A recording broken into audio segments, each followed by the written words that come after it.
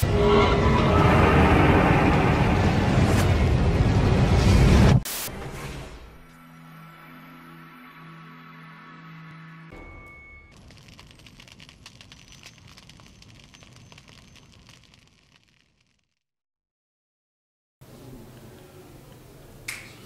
bandeko balandi ya Vérité Universelle TV quand on est na Sarabino et sa chaîne Oyo bo découvrir ba vérité na bino. Merci pour la confiance na bino bandeko o bolanda kabiso na Vérité Universelle TV wana zali Martin de Tigno de la presse dans ce pesa mbote na na maître John Motema maman Micheline balobi boss na biso patron na biso o ya sala eteke Martin de Tigno de la presse azala boye ba bote on a bimsa er moko parce que grâce na ye ya maman Micheline maman asala kabiso benga un Martin de Tigno code oyo zoma $100 oyo et ça to moi be basma bila maman parfum donc na pesi mbote esika azali et sans oublier notre cordon papule Congo donc na pesi mbote ebele na sima caméra na pesi mbote na osé mido donc les gars caméramen yebta benda kande ba image bande ko balandi so na pete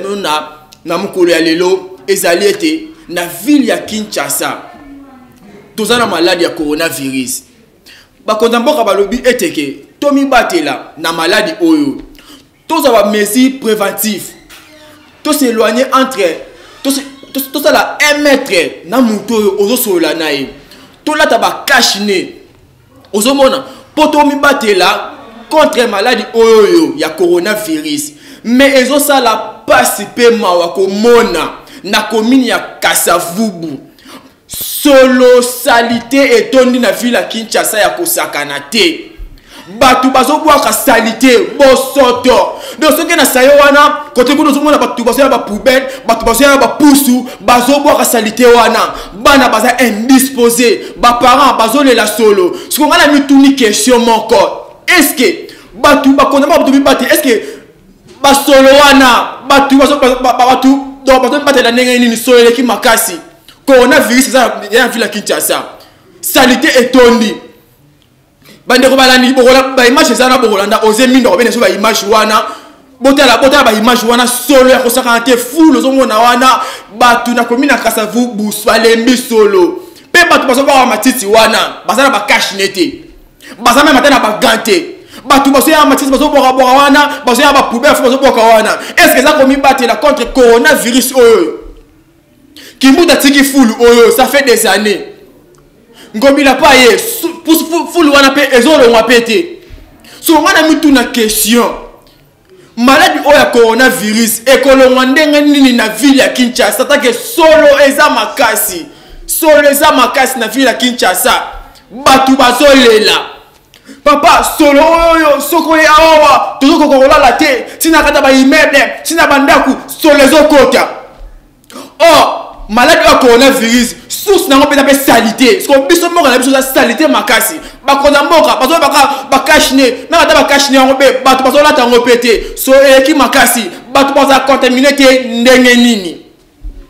ça contenant no ma coronavirus maladie mse bota makana sima ya solo na salité bakonza mboka botala likambo oyo eza participer mawa tout ça mboka mususu baza ko garder ba hygiène hygiène nango eza wapi entre temps tozomona solo tozomona salité na ville ya Kinshasa solo eza makasi siko hygiène o bakonza mboka bazoloba to sukula maboko pole babide ke ba fulu pe elongwa na sayo na Kasavubu na komina Kasavubu pe ça konta komina Kasavubu ba fulu eza partout na ville ya Kinshasa. Donc hygiène est où ta la propriété tant que propriété exacte hygiène ne peut pas respecter ngo ndenge nini bino bakaswa coronavirus qui makana na so maboko mais en temps fou les akuna solo batu baza indisposé bana basola la bien te ba typhoïde ba malaria ba ngungi bakonza mboka bokela batu mawa fulu wana ya sayo ekolongwa mukolo nini kimuta tiki fulu wana gouvernement mususu eye ya papa Félix alobi na bino sko batu oya lobelo na bakota moka posa la musaya na bino to lingi to kufa lokola ba mbinzo te to lingi to kufa te lokola na roba soki loba na to na opo monine solo leki makasi ngade mana ote ose chaka ba image wana ba mona bino mo bana ba image wana zo leki bana ba image wana onze mindu benda ba image batala solo leki makasi solo leki tellement makasi bino makasi malade ebo mayaka corona te micro pe bomaka typhoïde pe bomaka ezaka corona te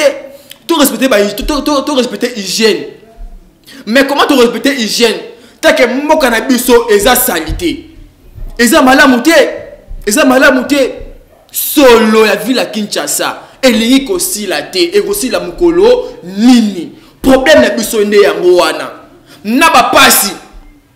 na minyoko na kozanga misala na kozanga makambu nyonso na basolo lisusu et si to mesana na ki pauvreté ba population peuple congolais de mesana ki pauvreté na bango de mesana na kozanga ozomona tamso akokina akabeti kayu ekosimba nango pete mais on a pe azonga donc ameta mama ya lobo na lipa na ye allié alali mais aibi kena moya bimake simbite oya suna butu pola la boy sole bandi lisusu anta na libumela bango ekoti ezate solo eleki makasi bande ko bozolanda ngai solo eleki makasi soki bozondimela ngai te ba image za wana pe ada na sayo boke na sayo ka savo na kokota santo kimbangi santo da kimbangiste ba place wana boke ne kula boko vivre solo o bato ba habitant kuna ka savo bo vivre solo wana life boko fonda te pe d'ailleurs bato ba matiti wana bato pousse ba matiti wana il faut kanga bango il faut kanga bato pousse il faut oser tia image bato balanda bata pousse wa boa matiti wana vero kanga bango pe ba boa matiti ba cache ne ezate baga ezate et là on bon soki bazu coronavirus ba contaminer batu ebele il faut kanga bata pousse wana faut kanga bango soki baza accomplice na l'état soki accomplice ba baza ko boaka matiti po ba finalement muki en l'état eza malamu te yango l'état mo se ndengeni et ça la passe pe mawa ngana zo lobela bandeko na ngai ya peuple congolais et surtout mais ça na passe na ba solo suna villa Kinshasa eza passe makasi biso to lingi to kufa lokola bangulu te bantaba te ba meme te penza bosa la biso ngolu depuis maladie wana ebandi maladie ya COVID-19 oyo depuis ebandi nana moi na République démocratique du Congo te ke batu ba kufi au derrière 50 personnes tie nana yo ki angote nan pe na monya ngopete bozola na bandeko nan to moni te na pe to yo ki pété mais entre temps ba mboka mususu batu ba kufa ba 800 personnes ba 500 personnes et la chose ngol ba ke nzambe asala biso ngolu moko boye mais biso moko pe fo tomi batila komi batila ngo beza ka izaka ko soka maboko te ne ba konzo ba loba oui bien si faut soka maboko moi un mètre la muto sola nae so ngo kosola ozomona o tena couple au kosoli so ta pepe musha o baki na funda na poubelle na fulu na yo ozomona eza bongo mais fulu wana pe il faut elongwa pour ba nombre ya maladies effectifs ils toujours comata il faut que l'on la foule ba foule la ville à Kinshasa il faut que suspendre on a pour un temps ceux qui va kozonga la ngosima ceux qui va konzamba balaka moi muke oya bato ba ko foule wana tali bisoté mais entre temps quand vous avez la maladie ou pandémie ou ya coronavirus l'autre la maladie pour nous combattre la peuple congolais il faut que l'on nous foule wana que l'on nous que suspendre activité ba ba so foule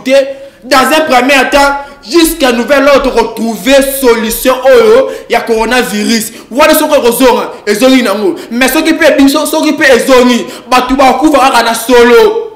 na ba typhoïde na mboka na biso na RDC to kufa kaka na maladie mibale to bela kaka maladie mibale oyo ka typhoïde malaria malaria, typhoïde, et où t'as n'engenin. To mutako son n'engenin. Na solo, salité, bosoto,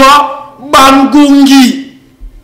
Bangungi. Na fila Kinshasa ngungi aza moyen te dongungi. Atoche moustiquaire. Atoche moustiquaire bangungi. Ba douce sa moustiquaire ba kota. Pour la nini, salité eleki mingi. Na République démocratique du Congo.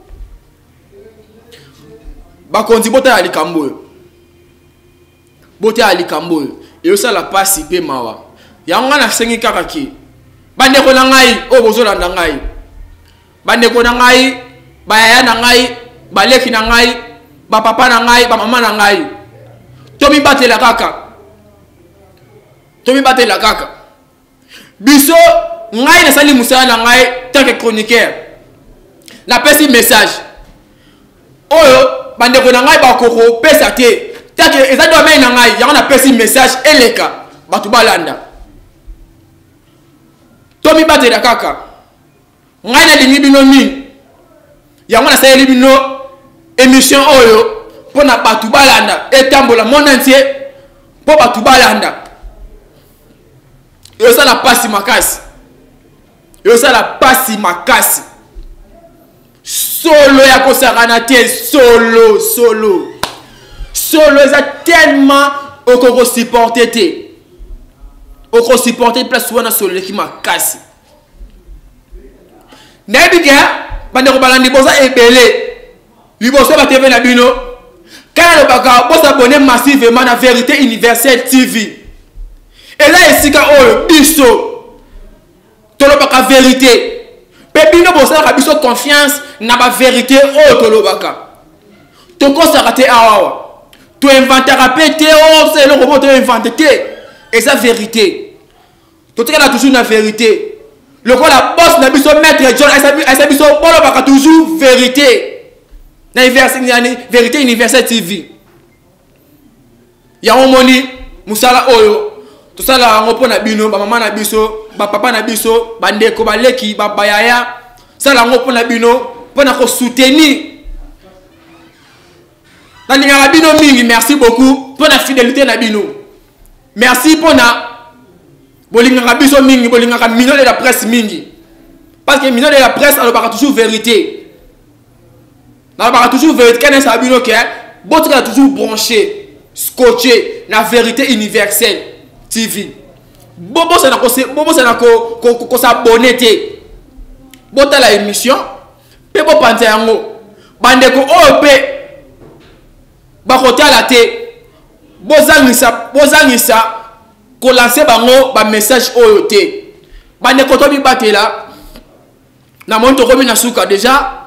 na komi da ko chiter to ko na suka déjà ya émission na biso Vérité Universelle kena zolo ba to bi batela to mi lengela malade oya coronavirus ezali na République démocratique du Congo. Ezali bande ko na ngai to mi kosa te mais malgré to bi que to na passe to na souffrance mais to mi batela na sengi bino pardon bande ko to mi batela malgré tout passe ezali to sukola maboko régulièrement ozomona soko besengi ola ta ba gant lata na yo kashine bolata atanga mo pe na kashine na ngai soki na bimi na plateau kashi na ngai na lati poni ngamo na mibatela na sa ba désinfecter na ngai na otambo na ngo poni na mibatela malgré tout souffrance pasi eza na mboka na biso mais nzamba ko sunga biso kaka nzamba ko sunga biso maladie oyo koleka nzamba ko sunga biso to mibatela ka bandeko na ngai kaka na lobaka na pesi na bambote na ngai poto komi na suka des émissions na pesi mbote na ngai na maître John double brassard babi boss de boss motema mama Micheline donc boss ndi asalaka donc ngana zala so moni minot de la presse a télémi lelo a présenter émission na Vérité Universelle parce que yene ta pona ki ngai yem ta ndima ta pesi na chance wana ke minot de la presse ça la émission wana maître John boss nangai, boss de boss, sans oublier notre superviseur Papi le Congo. Babi vient me play. Babi, donc